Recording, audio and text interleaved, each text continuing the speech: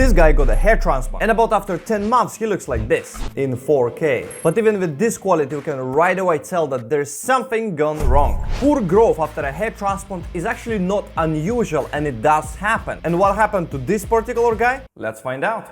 What's going on, guys? Rolandas here. If you're curious who I am, I'm not a doctor. Let's start from this. I'm just a regular dude like you and I, and I've been balding as well. Of course, you might think that, what the hell, I've got a mop on my head. And to be fair, I don't have more hair. I've got exactly the same amount of hair like I used to have here, arguably a little bit less. Anyways, I've done a ton of research on hair transplants and hair loss, and I had 2 successful hair transplants myself as well. And currently what I do, I basically educate you guys on how to get a good hair transplant yourself, how to follow the right steps in your research, and also analyzing cases just like this one. So if that sounds something you're into, make sure to subscribe to the channel. Going back to this case, the guy sent me pictures asking for my opinion. He had FUT hair transplant done around 10 months ago, just in the same time frame when I had my surgery, my second transplant. And he haven't seen as much density as I did, and he's wondering why is that. He's been told that to get a good density he needs to have 2 hair transplants. But is that really true?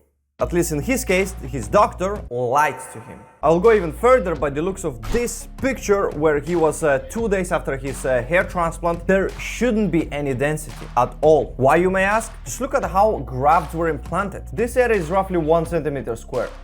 And there is 0 grafts implanted in that 1 centimeter square. Hair transplants are not magic. They're not gonna grow hair out of nothing. The hair should be relocated from the back and the sides to the balding areas, which is usually at the top. And if it's nothing been implanted there, like, nothing is gonna grow. So in his case, he had barely anything transplanted. You know what? I'll actually go one step further and count all the grafts. I won't stop till they hear me now. I won't stop till I wear the crown.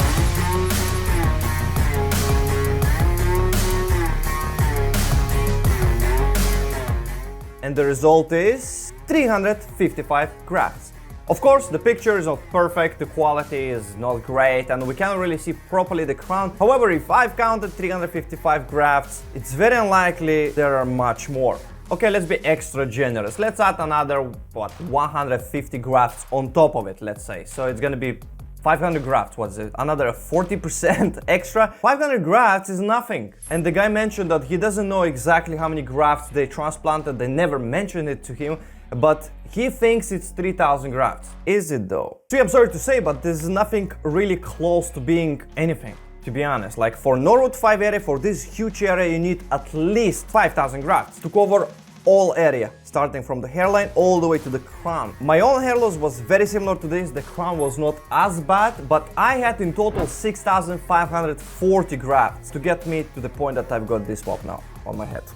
So I'm sorry to say, it's a really poor job. And he mentioned it was a FUT job, which actually can be a plus, because looking at his donor area in 4K quality, we cannot see any scar, a stretch scar that like destroyed completely. So I will go ahead and assume the scar, FUT scar, is not that bad. The plus of FUT in his case is that he has so much more hair all around the donor to play with, either another FUT or with FUE. So it's absolutely possible to get more transplants, more work done, and basically cover the whole, balding area. How much he's gonna be able to cover, I cannot tell because I cannot see properly his donor. He needs to be properly assessed with a good hair transplant doctor, his whole donor area, to be able to establish how many grafts he has available for the transplant. I believe, in my personal, non-professional opinion, but seeing fucking hundreds and hundreds of, probably already thousands of, cases to date, he can get